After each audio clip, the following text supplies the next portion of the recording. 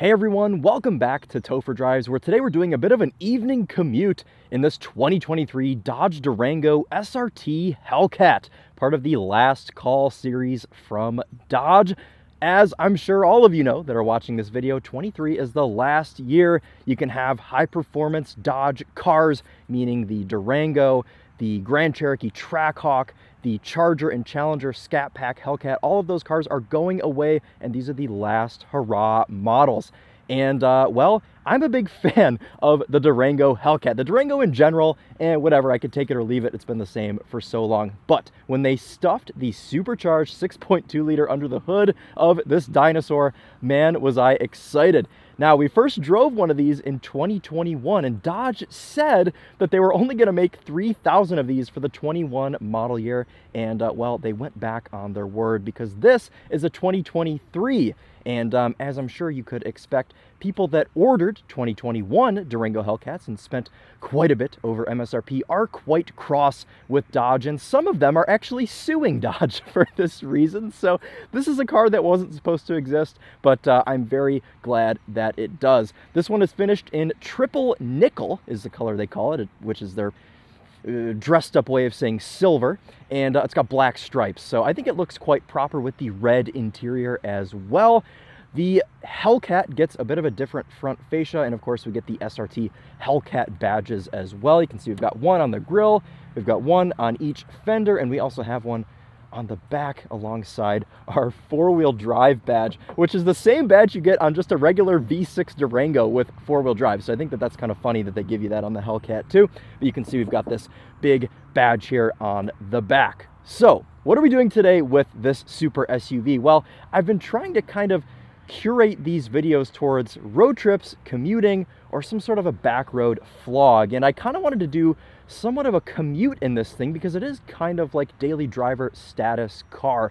Because if you're a petrol head with a large family, this thing of course has a third row seat, you can carry your whole family and all 710 horsepower up front. So it is pretty appealing to someone that's got 100 grand to burn on an SUV. So what we're going to do today is go from where we are now, which is Ypsilanti, Michigan, to the Detroit Metro Airport. I've just made up a fake commute for us tonight because DTW has some tunnels, and I want to unleash this thing in them.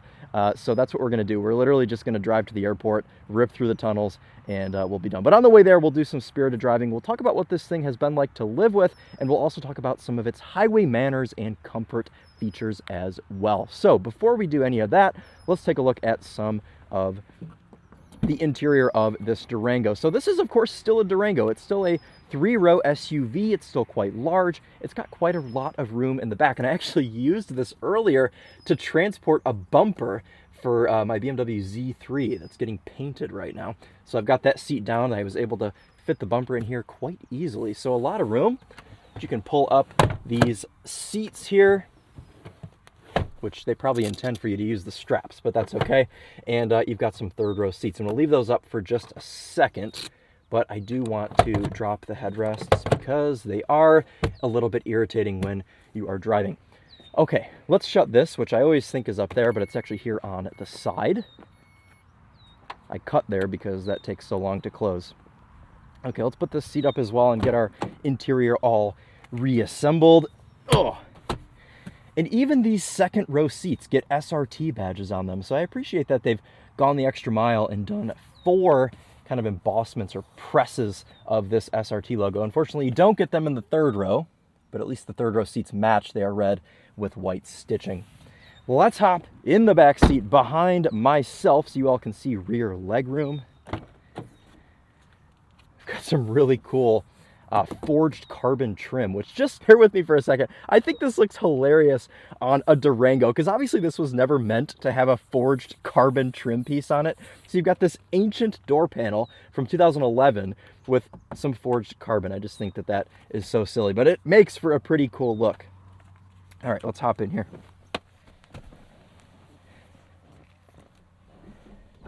And as you'd expect, I've got loads of room here, and I even have my own climate control panel back here on the roof with 3 physical knobs for my fan speed, temperature, as well as where I want the vent to blow. I've got reading lights, and I've got little vents up here that I can aim at myself, and the third row cabin gets lights and vents as well. Down here, I've got a little climate control panel, heated rear seats, 2 USB ports, and a regular wall outlet. So a pretty fine appointment back here in the Durango. You even get a console that opens both ways. You can push it here, and it opens this way for the rear passengers, and you can push it here, and it opens this way for the middle passengers. We'll take a look up here at the dashboard, but before we hop up and start it, we'll take a look at what's under the hood. Now, I talked about this a bit earlier, and if you clicked on this video, you probably know a bit about Hellcats, but this is just the same as any other one. It makes a bit more power, 3 more horsepower. Where's the thingy? I just opened this for B-roll. There it is. Okay, so this is a 6.2 liter supercharged V8. In this particular configuration in the Durango, it makes 710 horsepower and 645 pound-feet of torque, and power is sent to all 4 wheels via the glorious ZF 8-speed automatic. What I like about this particular Hellcat is that it can actually put its power down. If you get in a Charger or a Challenger, sure, they're fun, sure, they go sideways, but they're kind of terrifying to drive, like losing traction in 5th gear type of thing. And this, with its all-wheel drive and 295 section tires all around, can actually put this 710 horsepower down, meaning a 0 to 60 time in under 4 seconds. I think Car and Driver tested it at 3.6 with a bit of a rollout. It's probably around 3.8 or 4 seconds flat. So a pretty dang quick super SUV. And we even have these functional vents here and a functional hood scoop, and this is a pretty light hood as well. I assume it's aluminium as the British would say. So pretty cool setup here, and man, is this a cool looking engine. I love that supercharger on top, and they've even got orange valve covers here to kind of throw back to the older Dodge V8s of the 60s and 70s. Let's shut this hood and get this thing fired up. It is warmed up, so it won't make a huge racket on startup, but I'll leave the door for you so you can hear it fire up.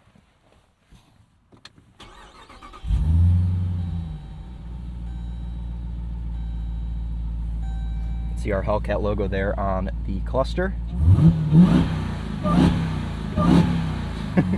Man. Think what you want about supercharger wine. I know a lot of people don't like it and they think it's kind of intrusive to the cabin, but man, is it cool, and I will not complain about any car that exists in 2023 with a supercharged V8. I don't care what any of you say, it's fabulous. Console, glove box, let's take a look at our Monroney. So this is the premium, it's the top trim. It starts at, what does it start at? 91 grand. This one's 106. We have a couple of options. The premium package, that is a $10,000 option. Okay, so I guess it starts at 102 for the premium Hellcat. I'm not really interested because I just want to go out and make farting noises with the exhaust and whatnot. The stripes are our only standalone option. No, they're not. The tires are as well. All season tires, that's hilarious. But the stripes are $1,200 if you were curious. Total price, $106,420. What do we have for MPG rating? Well, our average is 13 for combined driving and 12 in the city, 17 on the highway. I'll let you all know I've been averaging 10.7 so far, and we'll try and get that under 10 here on this drive today. Let's show you just a couple of things up front here, and then we'll go ahead and hit the road because I want to make sure I have light for this drive. We have a full physical climate control panel here, which if you are weird and want to also use it in the infotainment, you can. One thing I wanted to show you though is that the guy, the little figure here, has a helmet on. It's the Stig, and he's in the infotainment. So I think that's pretty cool. I guess it's kind of worth it just to have that little gimmick here in the infotainment for your climate. But you can operate it all from here, so you really don't need this screen. Your home screen you can configure. Right now I've got it set to my performance pages as well as some auxiliary gauges for my coolant temp, oil pressure, and trans temperature. Media tab, if you had a phone lined in or connected wirelessly for CarPlay, which I do, I just don't have it connected right now, that would show up here. We've got navigation, which we're going to run. It looks pretty dang good. But what I the most important thing here in this Hellcat is, of course, the vehicle screen, which you can also access by pressing the SRT button, and that puts you into this track apps page where you can select your drive mode. Track, Sport, Auto, Snow, Tow, and Custom. You may be thinking, tow, that's a little bit strange. However, this Durango Hellcat can tow 8,700 pounds, which for 106 grand isn't that impressive, but for a super SUV like this that no one's probably going to use for towing, but you could, it can do 8,700 pounds. So I think that that's pretty cool that you have that option and you have a mode there to supplement that ability. I've got my auto set up in street, paddle shifters on. If I slap myself over into manual mode, there's sport, and there is track. It looks like steering is set to street for everything. That's okay, I like light steering, so I'm not gonna argue with that. Except it just changed now to track, so I don't know why it was reading street earlier. But anyways, we're gonna start out in auto mode. Oh, we have eco mode as well. That's silly. We're not gonna use that at all. So if you wanna see eco mode be used, go to a different video. Okay, I think that pretty much covers everything up front here, and I really just want to take this thing out on the road now and show you what it's like to drive. Oh, let's check out our reverse camera first. We've got the lines that swivel to take you back into a parking spot. I wasn't really lined up too great for that one, but as you can see here, it'll take you all the way. All right, let's put ourselves into drive and set off. I waited till later in the day to shoot this kind of fake commute thing. Well, not fake commute. We are commuting. We're going on the highway and we're doing a commute. This is important consumer information. I would never lead you guys in the wrong direction.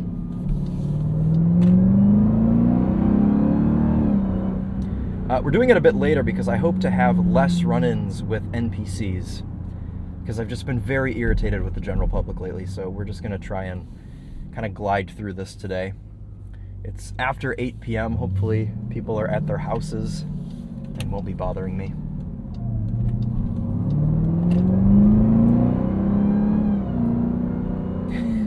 Glorious supercharger whine.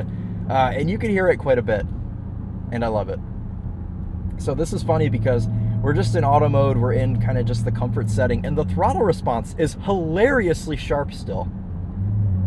When you take off from lights, I've been driving around with my girlfriend this week, and I've been like giving her whiplash at every light on accident, because when you take off, it just woof. It's so eager to go, and I understand why. It's kind of scary fast, this thing. 710 horsepower in a big heavy SUV may not sound super impressive, but they've done it in such a way that it boings off the line, and it's entertaining, which is just fantastic. Guy thought I was going to cut him off. See, it just did it there. We're hauling off the line.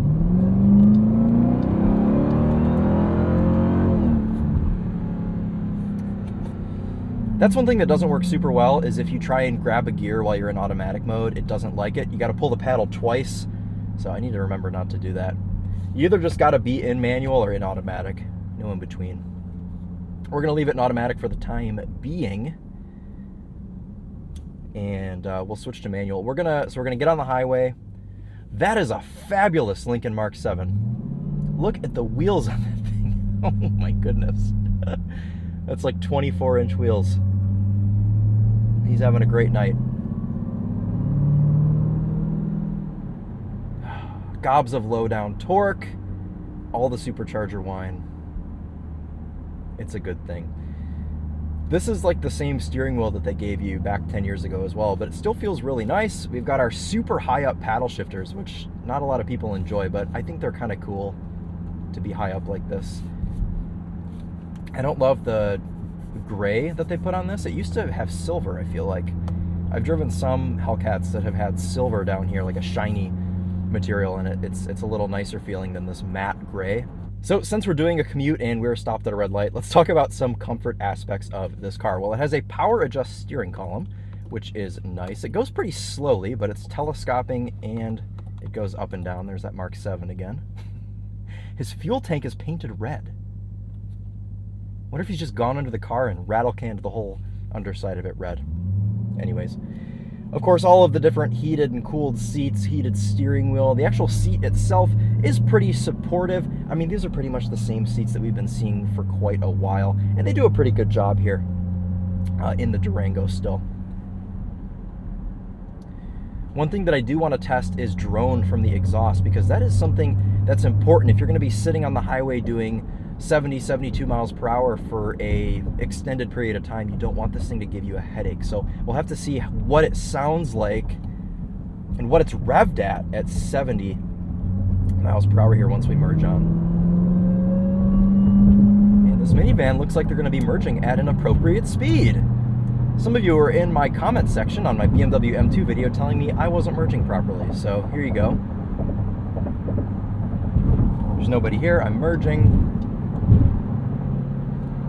Hopefully you're all happy with that. Alright, let's see what we have for drone. Actually, the real way to test this will be to set the cruise control. Okay, not too bad. 73 miles per hour, we're revved at just about 2,000 RPM. If we drop it down here a little, we can actually probably get it to rev at exactly 2,000 RPM, 72. Yeah, not a lot of exhaust drone, and especially considering you have this Harman Kardon sound system in here, which sound quality is not the best, but it's got a crap load of power. Exhaust drone is not really anything to worry about at highway speeds. Dodge has always done a great job tuning this 8-speed automatic. It seems to always know what you want to do, and I never even really find myself needing manual mode unless I want to be obtuse and rip some crazy downshifts. But this automatic, this is at F8-speed. I mean, in pretty much every car that it's in is fantastic, but Dodge especially, they get the tuning really dialed in here on these Hellcat cars.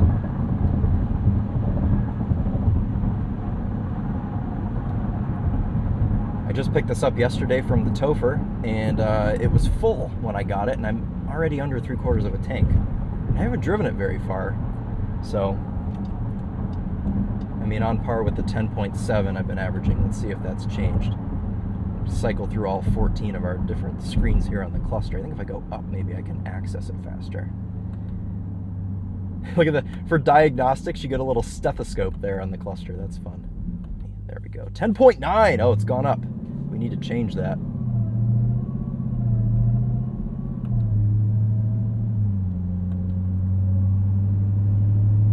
Let's leave it on this screen for a sec. Just kind of see our average MPG. So road manners, pretty good.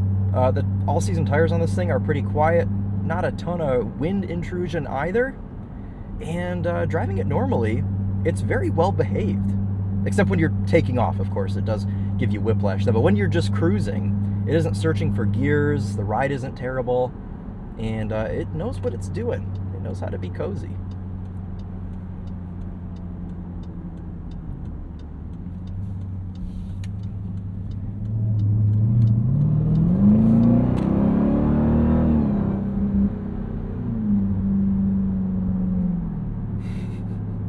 When you're on it, sometimes you get these really deep belches from the transmission between gear, well, from the exhaust, but it's when the car's changing gear.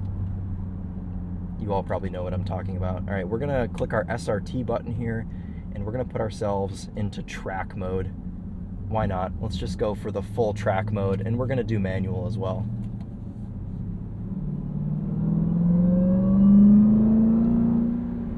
And it'll hold gears for you.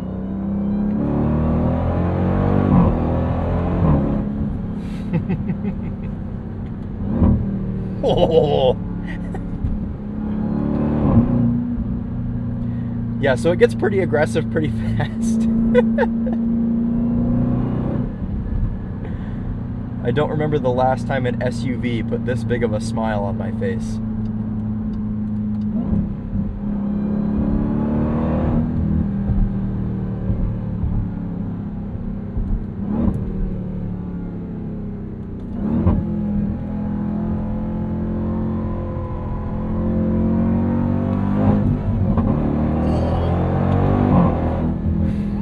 Bit a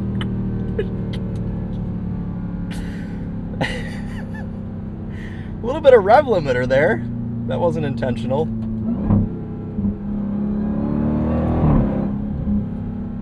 Yeah, you can you can horse around with this thing.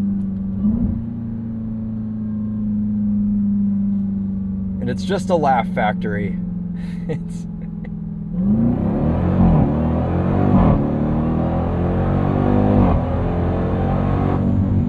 and a Mustang there trying to catch up, and he cannot. I was gonna do a launch, but there were some cars coming, so we gave up on the launch. Okay, it's a little bit later in the day, but I was just shooting my winding road night drive, and I finally got this thing to do a proper launch control. There's a different way to access it in the screen, and I lowered the RPMs in which it launches from, so it's not lurching forward, and it's actually allowing it to launch itself. So let's do a proper launch control here for our commute. Why not?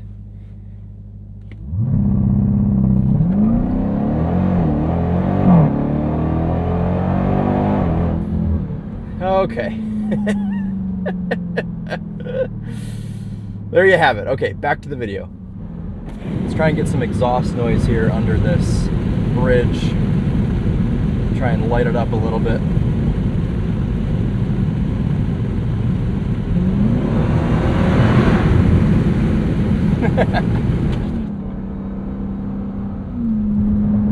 That's the thing with this car, is it is kind of in that classification where, for one, you have people trying to mess with you, and this guy's actually being really polite. He's not doing anything wrong. But you have that, and then also, of course, much attention from federales.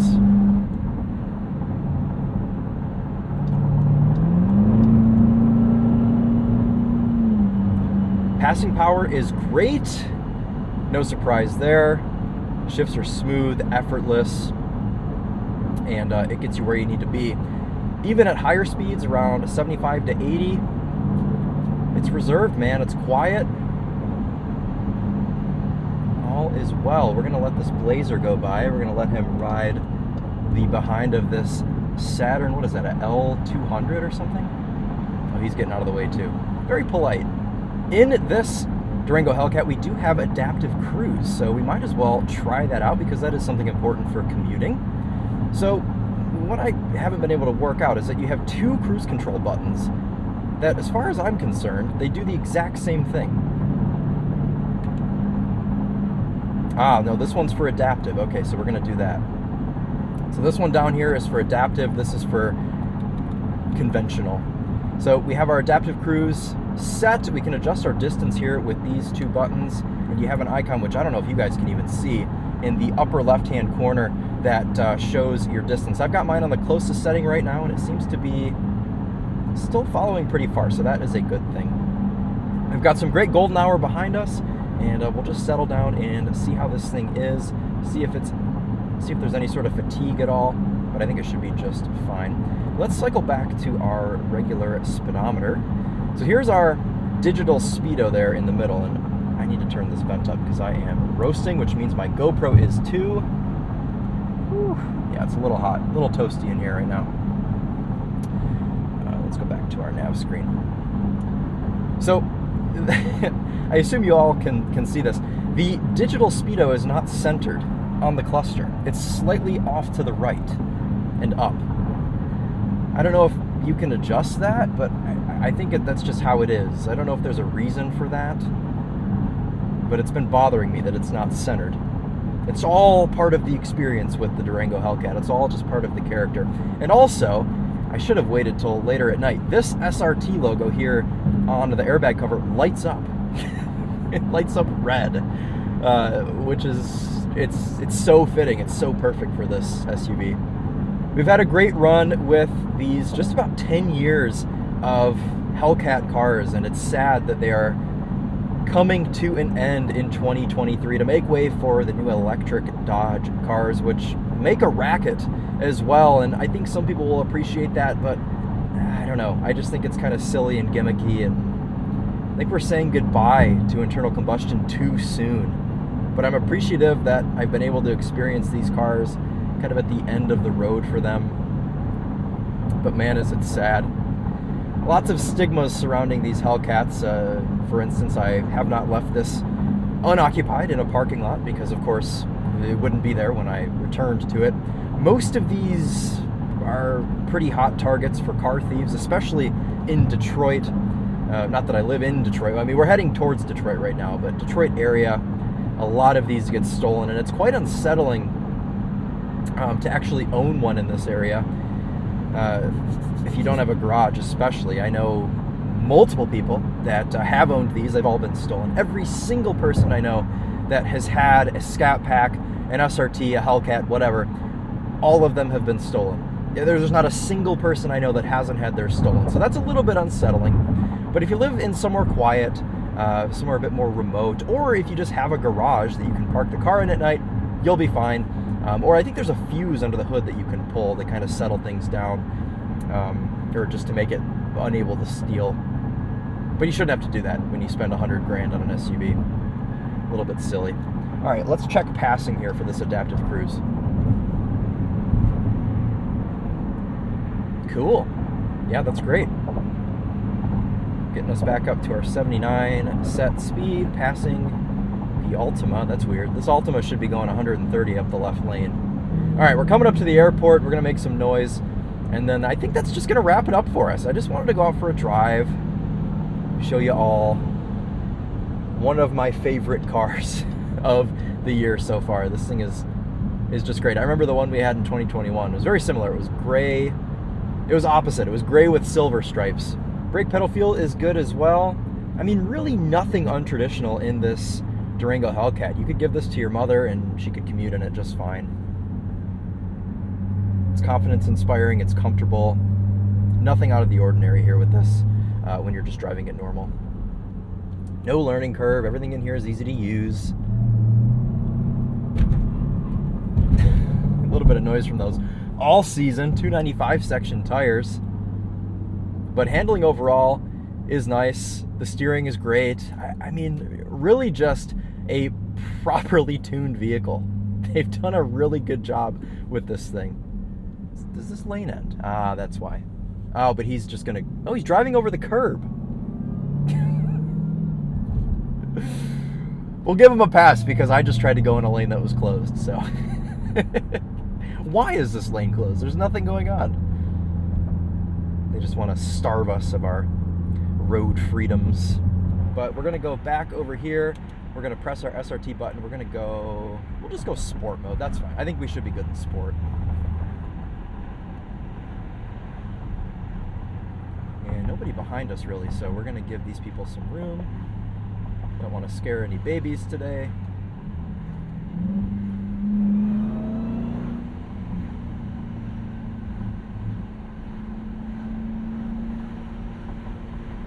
All right, everyone, are you ready?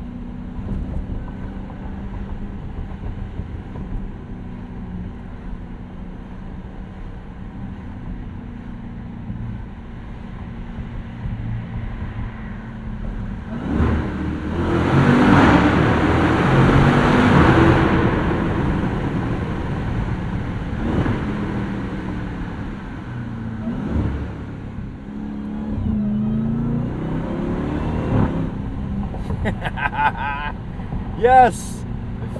I love Hellcats.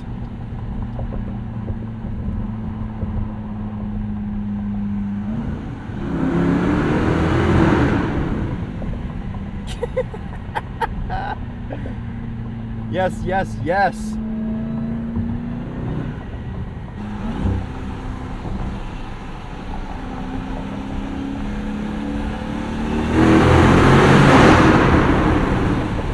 That's ferocious.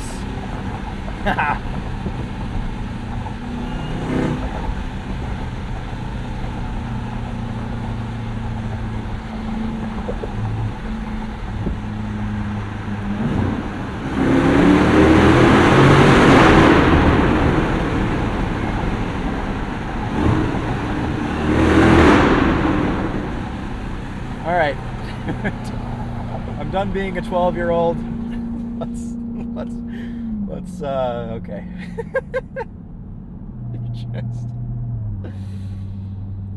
No, it's a good night. We've got Delta taking off. We've got a beautiful golden hour Durango Hellcat.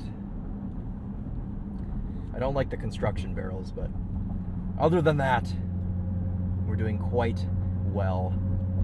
All right, guys, well, that's going to wrap it up for us today for our commute to be a 12-year-old in DTW's tunnels in the Durango Hellcat. So I hope you enjoyed coming along for the ride with me this evening.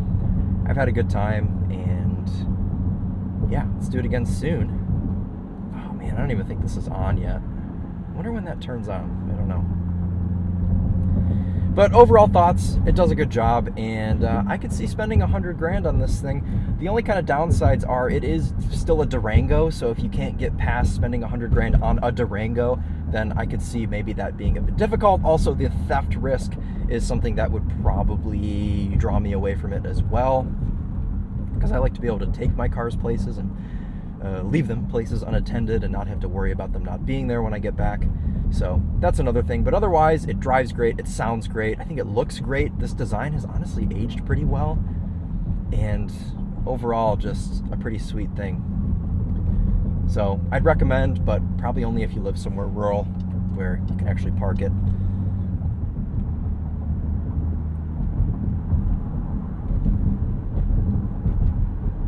Ooh boy, that was from 2 lanes over, I think.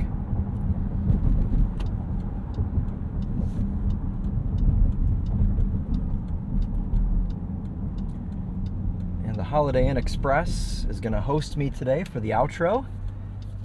I'm gonna just use their parking lot. Very polite of them. Fellow Mopar enthusiasts over there. Very nice. And another one there, changing his wheel. Okay.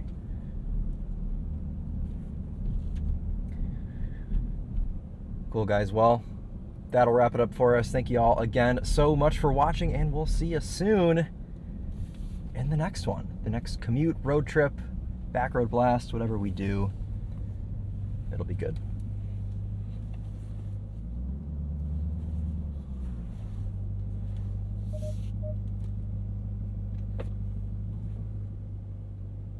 Oh, foot parking brake.